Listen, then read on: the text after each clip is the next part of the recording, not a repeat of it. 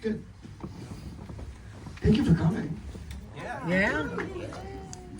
So David, I know this has been a real labor of love for you for many years. So The Exorcist II must be a really important film for you. So I want to sort of start with your own sort of personal history and connection with the film and how that led you to making Boorman and the Devil. Well, the first time I saw it was the truncated cut, which was the only cut you could get for a real long time. And then in the mid, and I thought it was weird, but I didn't really know what to do with it. But the first time I really connected with it was the first time they released the theatrical cut, and that was like in the mid-90s. It was on VHS, and it has all the issues that it has, but it's very consistent and coherent, and it asks a lot of the audience. It asks you to go on this other like kind of mental plane to really understand what they're going for, and I don't know. I found it one of the most fascinating movies I'd ever seen, if not the most, simply because, not just because of the movie, but because of how it got made. The biggest budget in Warner Bros. History for kind of like a surreal art film, which was a sequel to one of the biggest movies ever, and the biggest movie in Warner Bros. History is like, it's psychotic. You would never hear this happen, ever. Like, you know, and the risk that they took, and the I don't know, just the balls, really. I missed that. I missed that about cinema. And that was the cinema of the 70s for me in America. And you can find it in other countries and other time periods, but it's like, in America, the golden age was kind of like between 67 and when Heaven's Gate kind of shut everything down with a big smash and thud. And every once in a while you would get kind of an interesting studio movie, but you would never see the movies that you would see in this like 13-year period. I mean, I could just go on a list, but they're insane. Like, you know, just like, you know, everything from like Chinatown to All the President's Men to, you know, I don't know, just, it just goes on and on. And this felt much more like that, like a risk, a big swing risk, than it was accused by a lot of reviewers as a cash grab. Like, oh, it's Exorcist II, look at this shit they're showing us. And it's like, that always kind of pissed me off, because if anything, this is the opposite of that. Like, they could have easily just done another possessed kid, whether it was Linda or not. Or they could have just done Linda as like some other possession which she didn't require makeup or whatever. They could have done anything. They did this really, really crazy different thing. And it's like, yeah, I miss that. And that's what kind of Boorman stands for throughout his whole career and all of his films. You will see there are some Boorman films that I don't think are good, but they're all interesting. Every single one of them, even the ones that don't work. And I think Borman would even agree with a lot of people that the Heretic doesn't really work. It doesn't really work in the way that they intended it to, in a conventional way. But it is kind of, you know, a work of art. And I think that cinema culture needs that again. Because these aren't just, we don't go to the movies, or I don't go to the movies just to escape. I think they're fine. I like escapist cinema. But I think there's so much more to cinema than just escaping. And I miss it. I want that more. It's, you know, I think that's what Exorcist II means to me. And when along the journey did you realize that you wanted to make a documentary, that you felt like it was the right time to really get all these people together and to put a documentary together? I was, I've told this story a bit, but I have a very good friend who's a documentary filmmaker named Jeffrey Schwartz. He's done a lot of documentaries, like everything from, he did one on Divine called I Am Divine, which is great. It was edited by my friend Philip Bartel, who's right back there, actually. Really good documentary. But Vito and Tap Hunter Confidential, like a lot of, just tons of documentaries. And he was challenging me. He just kept saying, you need to do this documentary. And I was like, Jeffrey, that's just masochism. Like, doing a documentary is just the worst thing you could possibly do to your own mental health. And it's just endless, and it takes years, and you just get exhausted, and you lose your mind, and it's... So, what he said to me that actually made me do it was, if you don't tell this story, no one will. And I actually... It just clicked for me, and then he said, what if I could like put you in touch with someone who might be able to put you in touch with Borman? And I was like, yeah, and it was very, you know, straightforward. I mean, there was a guy who wrote a book on Borman. I contacted that guy. It was very simple to get in contact with him. I was just like, could you get a message to John? And he did, and John wrote me back, and then we had a bunch of emails. and then we had a Skype, and I think the thing that sold John on this, because I had to really make it clear to him that I was like, I'm not doing like a Troll 2 documentary, like making fun of you. Like, this is not about like, oh, look how terrible this movie is. I brought up the fact that I thought that he was inspired by Black Narcissus. Because it was just like, he shot the whole thing on sound stages, and I don't know if a lot of movies have done that in history, but I knew Black Narcissus did it to very intended effect, and he was delighted because that is exactly one of the reasons why he did that. And then he invited me to Ireland. I got to shoot him for 1 day, and that was in 2018. And this has taken a very long time, and it's not just because I was doing other gigs to make money. I'm not, and I raised money, and I was on Queer for Fear, History of Queer Horror, the Shudder show. I was really fantastic. I was the lead editor on that, and that was a journey. That was like 2 years, and the pandemic basically made it impossible for us to shoot anybody for a year and a half. So all of this kind of contributed to a very long gestation period for this, like of over 7 years this took.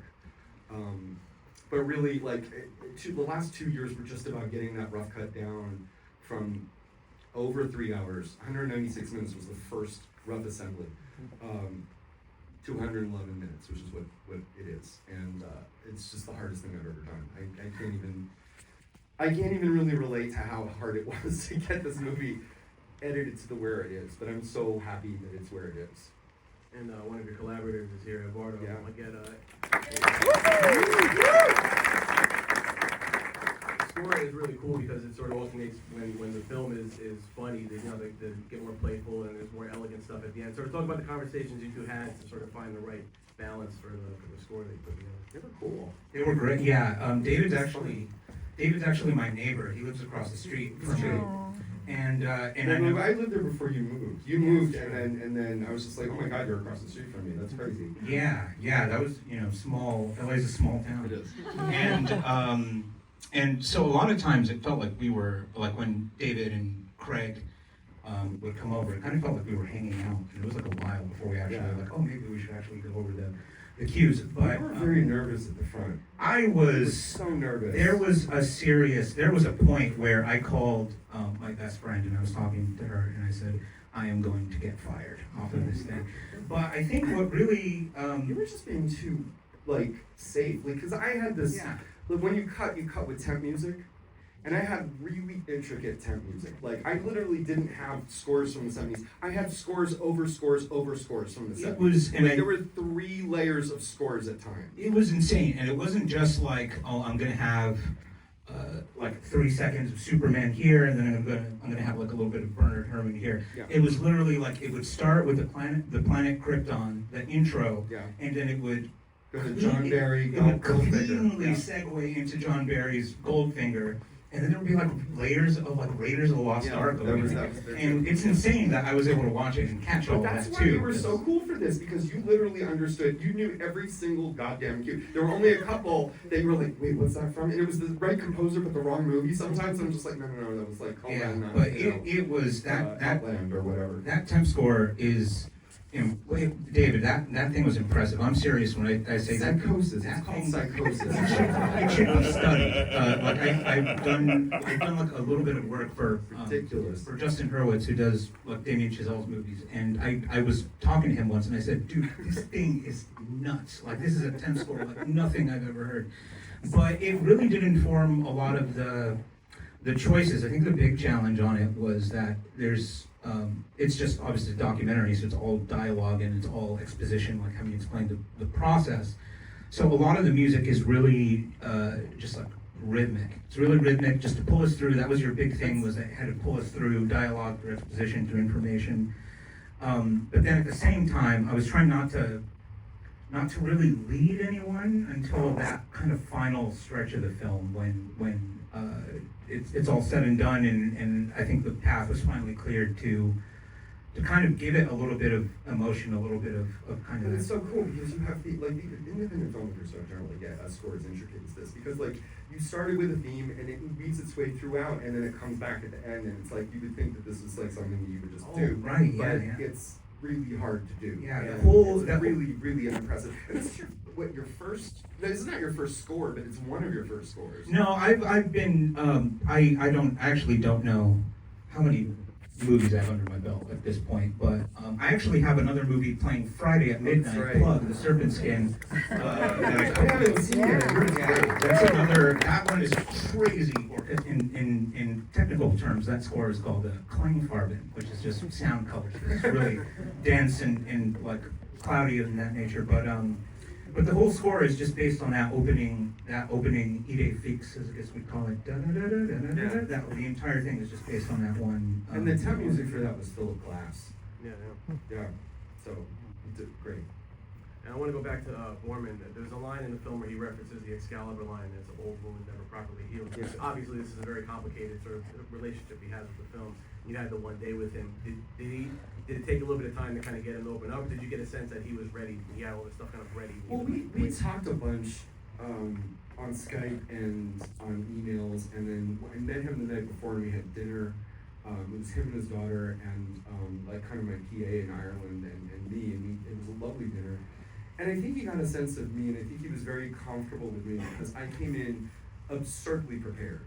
I came in really knowing an awful lot about this film and an awful lot about how it got made, and I had read the book, the Barbara Pallenberg. By the way, if you really want to know about this film, get that Barbara Pallenberg book. It's on eBay. It costs a ton. I think it's like $50 on eBay because it's out of print. It is one of the best making of books you will ever read of any film. It's amazing. It's jaw-dropping. It's I think that when I sat down with him, I don't know. I can't walk into his mind, but he was. I mean, so much of, I think, if this film has power, which I feel like it does, I feel like it's him, and he gave me that. I didn't have anything to do with it. I showed up, and I knew my shit, and I knew what to ask, and I wasn't, an asshole or anything, but it's like, he chose to open up to me.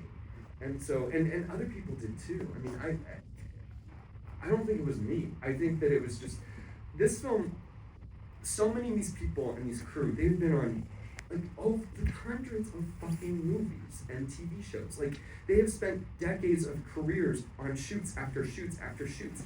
For whatever reason, this movie is like, it was like yesterday. They all knew it, like, oh my God, the Heretic, oh my God, let me tell you some stories. And that's why the first rough assembly was 196 minutes. It's like everybody had tons of amazing, insane stories. And everybody was basically united in saying, like, John Boorman was one of the most amazing directors I've ever worked with in my career. And it was really inspiring and kind of beautiful, like the love for John and the love for filmmaking in general from these people.